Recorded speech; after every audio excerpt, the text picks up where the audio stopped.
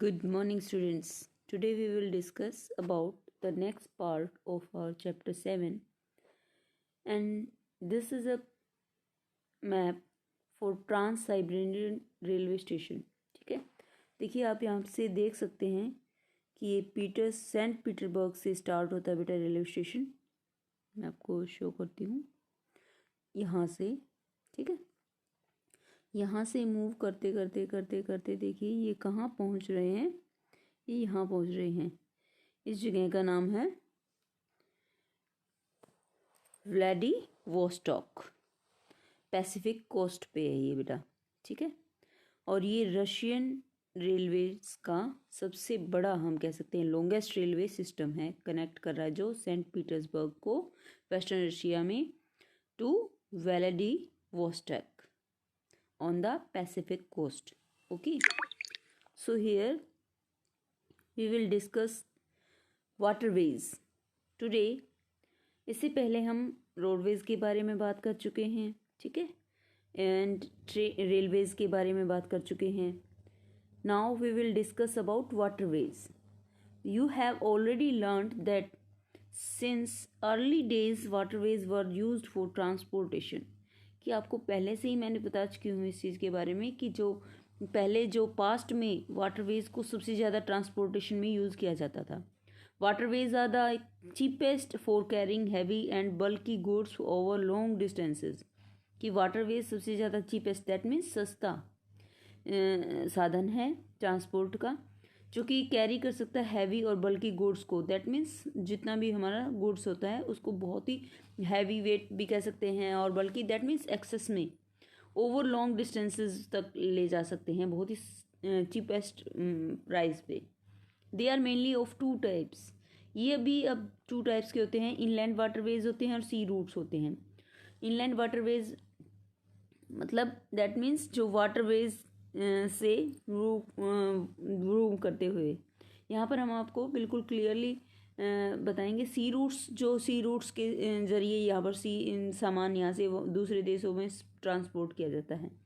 और इनलैंड में क्या है कि जैसे रिवर्स हैं, अदर वेज हैं, लेक्स हैं, तो वो वहाँ पर जो रास्ते हैं उनके लिए यहाँ पर इनलैंड वाटरवेज बताया गया है. Navigable rivers and lakes are used as inland waterways. अब नेविगेबल रिवर्स जो हैं जिसमें नेविगेशन किया जा सकता है, ऐसी रिवर्स और ऐसी लेक्स को हम इनलैंड वाटरवेज कहते हैं. जिसके ज़रिए मैंने आपको भी बताया ना कि छोटे छोटे एरियाज़ में जो लेक्स होती हैं, रिवर्स होती हैं, उनमें जब नेविगेशन होता है तो ट्रांसपोर्ट यानी कि पीपल जब ट्रांसपोर्ट होते हैं एक जगह से दूसरी जगह, सामान को ट्रांसपोर्ट किया जाता है, तो ये चीज़ लैंड वे हमारा क्या कहलाता है, इनलैंड वाटरवे कहलाता है. Some of the important inland waterways are the Ganga Brahmaputra river system and the Great Lake in North America and the river Nile in Africa. कुछ इम्पोर्टेंट वाटरवेज हैं इनलैंड वाटरवेज. ये आपसे एग्जाम्पल पूछा भी जा सकता है. इंडिया में कौन सा है, Ganga Brahmaputra. Great Lake in North America, America में ग्रेट लेक है. And river Nile in Africa. ठीक है, आपसे तीनों में से कुछ भी पूछा जा सकता है एग्जाम में. आप इसको अंडरलाइन जरूर कीजिएगा बेटा. सी रूट्स एंड वैसे तो ज्योग्राफी की हर लाइन इंपॉर्टेंट होती है बेटा. कोई भी लाइन ऐसी नहीं होती जिसको हम छोड़ सकते हैं, लीव कर सकते हैं सब. लेकिन बहुत ज़्यादा इंपॉर्टेंट जो चीज़ें होती हैं मैं आपको साथ साथ बता देती हूँ. Sea routes and oceanic routes are mostly use for transporting merchandise and goods from one country to another. अब सी रूट्स और ओशन रूट्स को मोस्टली हम किसके लिए करते हैं यूज़, ट्रांसपोर्टिंग के लिए, जहाँ से व्यापार का काम चलता है. गुड्स को ट्रांसपोर्ट किया जाता है वन कंट्री से अनदर में. These routes are connected with the ports. अब ये रूट्स कैसे कनेक्टेड होते हैं बेटा, पोर्ट से कनेक्टेड होते हैं. अब पोर्ट क्या होता है बेटा, जहाँ पर शिप को रखा जाता है, सेफ्टी के लिए कह सकते हैं या फिर रेस्ट के लिए कह सकते हैं. तो यहाँ पर जब पोर्ट्स के ज़रिए ये सारी चीज़ें, रूट्स हमारे कनेक्टेड होते हैं. Some of the important ports of the world are Singapore and Mumbai in Asia, New York, Los Angeles in North America. अब कुछ इम्पोर्टेंट पोर्ट्स हैं जो वर्ल्ड के हम कह सकते हैं, Singapore and Mumbai in Asia. Asia में दो ही हैं, सिंगापुर और मुंबई. न्यूयॉर्क में, Los Angeles New York and Los Angeles in North America, Rio de Janeiro in South America, Durban and Cape Town in Africa, Sydney in Australia, London and Rotterdam in Europe. Can you name some more ports of the world? क्या आप कुछ और ports के नाम बता सकते हैं? जी आप ज़रूर बताइएगा कमेंट बॉक्स में मुझे। Airways, this is the fastest way of transport developed in the early 20th century. कि एयरवेज जो है सबसे ज़्यादा फास्टेस्ट मतलब बहुत जल्दी हमें कहीं एक प्लेस से दूसरे प्लेस पर पहुंचा देते हैं, ट्रांसपोर्ट कर देते हैं हमारे सामान को, बहुत ही ईजी कॉस्टली हम कहेंगे यहाँ पर, ठीक है, कि ये थोड़ा सा हमारे लिए कॉस्टली होता है, ये चीपेस्ट नहीं हो सकता है। This is the fastest way of transport developed in the early 20th century, early 20th century में डेवलप्ड हुआ था। It is also the most expensive due to high cost of fuels. ये बहुत ज़्यादा एक्सपेंसिव होता है क्योंकि इसके जो फ्यूल होता है बहुत ज़्यादा हाई कॉस्ट का होता है बेटा। Air traffic is adversely affected by the bad weather like fog and storm. Air traffic होता है जब बताया जाता है एडवर्सली कि यदि बैड वेदर होता है जैसे कि फॉग होना, स्टॉर्म हो जाना, तो ये चीज़ें मतलब एयरवेज में हमारे लिए थोड़ी सी दिक्कत पैदा करती हैं जब हम ट्रांसपोर्ट करते हैं। It is the only mode of transport to reach the most remote that means distant, बहुत ज़्यादा दूर डिस्टेंसेस पे यदि हम जा रहे हैं तो, and distant areas specially where there are no roads and railways. और ऐसी एरियाज़ में जहाँ पर ना तो हमें रोड्स अवेलेबल है ना ही रेलवेज अवेलेबल हैं, हेलीकॉप्टर के ज़रिए हम एयरप्लेन्स के ज़रिए वहाँ पर जा सकते हैं easily. Helicopters are extremely useful in the most inaccessible areas and in time of calamities for rescuing people and distributing food, water, cloth and medicine.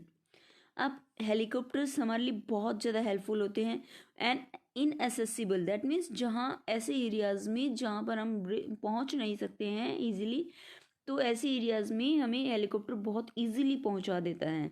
And in time of calamities, जब हमारे सामने कोई प्रॉब्लम होती है, calamity होती है, तो लोगों को रेस्क्यू करने के लिए भी हम इसका यूज़ करते हैं हेलीकॉप्टर्स का।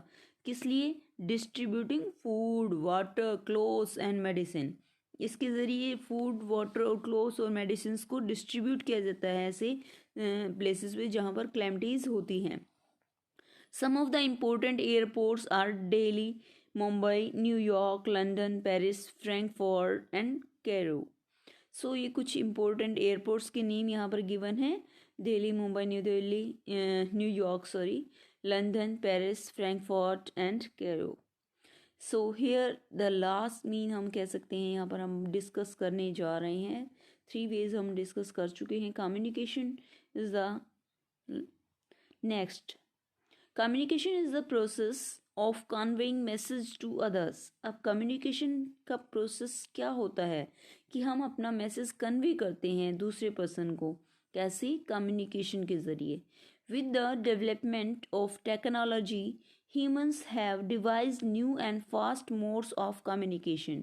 अब डेवलपमेंट के साथ, टेक्नोलॉजी के डेवलपमेंट के साथ ह्यूमंस ने क्या किया है, डिवाइस किया है new and fast mode of communication, नए नए और फास्ट मोड किए हैं कम्युनिकेशन के। Figure 7.10 explains the evolution of communication system.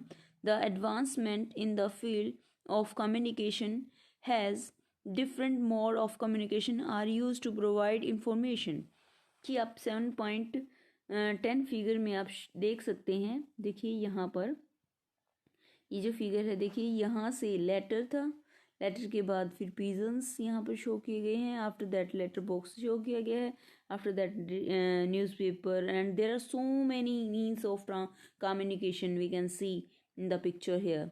देखिए these are the means of communication. So these are the past things we can say, generation to generation changes and all this. Okay, so the advancement in the field of communication has brought about an information revolution in the world. अब जो advancement आ गई है फिर हमारी communication की field में वो हमारे लिए लेकर के आई है इंफॉर्मेशनल रिवोल्यूशन पूरे वर्ल्ड में। Different mode of communication are use to provide information. अब डिफरेंट मोड यूज किए जाते हैं कम्युनिकेशन करने के लिए, इन्फॉर्मेशन प्रोवाइड करने के लिए, to educate as well as to entertain. Educate करने के लिए भी और एंटरटेन करने के लिए। Through newspaper, radio, television we can communicate with a large number of people. अब न्यूज़पेपर, रेडियो और टेलीविज़न के ज़रिए हम कम्युनिकेट कर सकते हैं बहुत ज़्यादा संख्या में लोगों से। They are therefore called mass media, इसलिए इनको हम मास मीडिया कहते हैं बेटा। The satellites have made communication even faster. अब सैटेलाइट्स के यूज़ से हमें जो मीन कम्युनिकेशन का मीन्स है वो उसको और भी ज़्यादा फास्ट कर दिया गया है।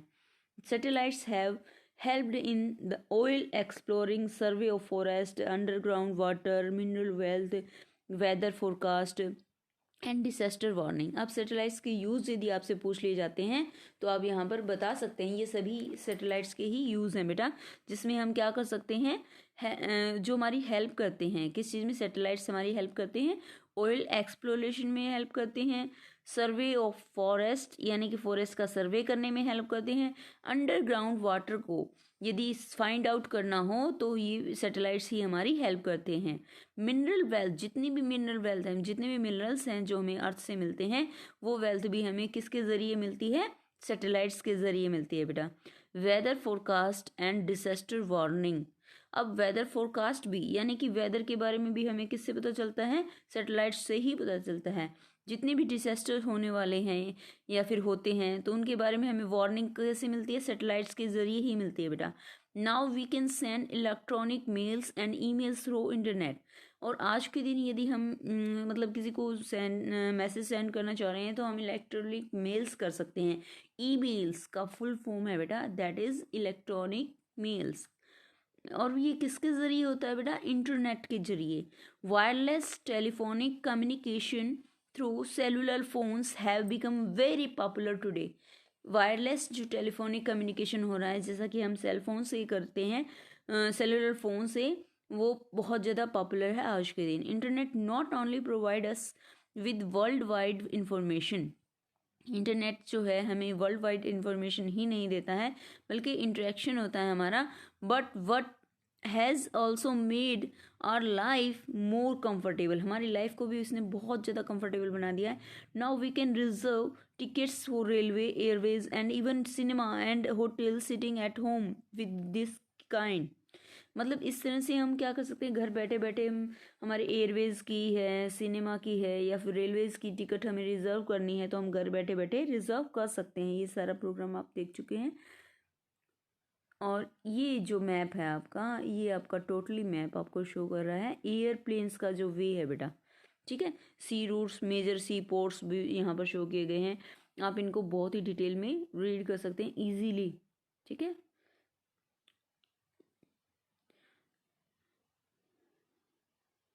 of interconnecting of people serving an institution across the world, we are a large global society। हमारी एक बहुत बड़ी ग्लोबल सोसाइटी यहाँ पर है। इंटरकनेक्टिविटी है लोगों के साथ, सर्विसेज के साथ, इंस्टीट्यूशंस के साथ। ये पूरा जो नेटवर्क है इसके ज़रिए हम ऐसा करते हैं। Okay, so here our chapter is finished, so we'll do the next in the next video। okay, if you want to do your exercise which is not a means of communication,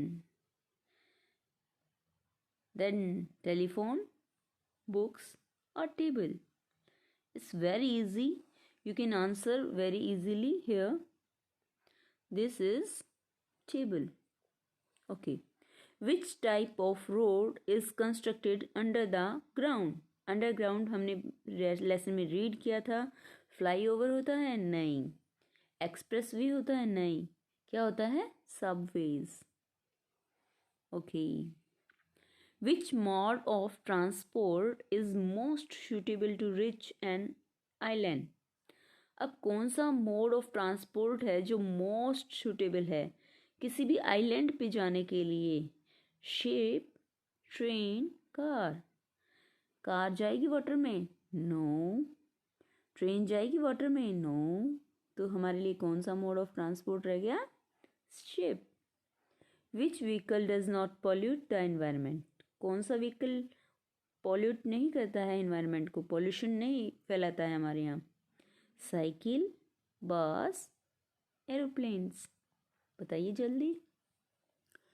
ये हमारा cycle है, सबसे best means है transport का, जो कि pollution नहीं फैलाता है। बच्चे इसको यूज़ करते हैं और सबसे अच्छे बच्चे होते हैं। ठीक है, अब यहाँ पर मैच द कॉलम्स। इंटरनेट।